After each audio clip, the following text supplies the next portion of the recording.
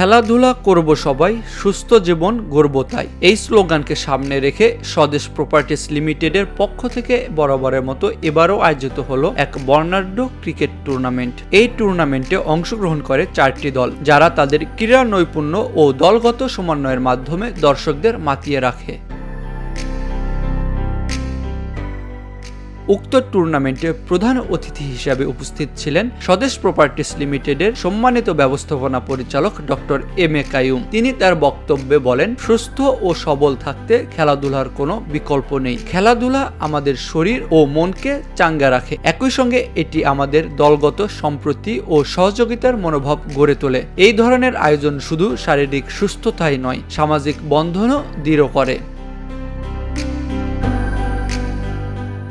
তিনি বলেন, স্বদেশ প্রপার্টিজ লিমিটেড সবসময় সমাজের উন্নয়ন ও সুস্থ জীবনযাপনের জন্য কাজ করে যাচ্ছে।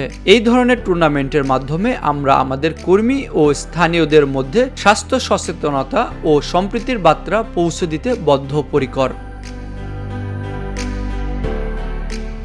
তিনি আরও বলেন, স্বদেশ প্রপার্টিজ স্বাস্থ্য সচেতনতা, সামাজিক বন্ধন দৃঢ় ও সম্প্রীতির ভাবনাকে সামনে রেখে প্রতি বছরের মতো এবারও এই টুর্নামেন্ট আয়োজন করেছে এবং ভবিষ্যতে এই ধরনের টুর্নামেন্ট আরও বড় পরিসরে পারিবারিকভাবে আয়োজনের আশা ব্যক্ত করেন।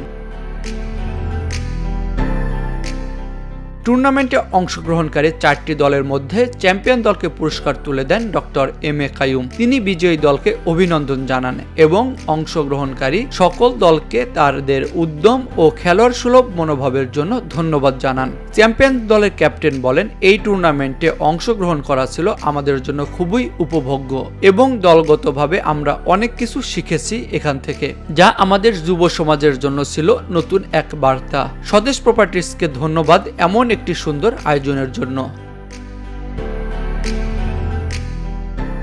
অনুষ্ঠানে স্বদেশ প্রপার্টিজ লিমিটেডের অন্যান্য কর্মকর্তাবৃন্দ, স্থানীয় ক্রীড়াপ্রেমী দর্শক এবং প্রতিষ্ঠানটির শুভানুধ্যায়ীরা উপস্থিত ছিলেন। সারাদিনব্যাপী এই আয়োজনে আনন্দ, সৌহার্দ্য ও ক্রীড়া সংস্কৃতির এক মনোমুগ্ধকর আবহ বিরাজ করছিল।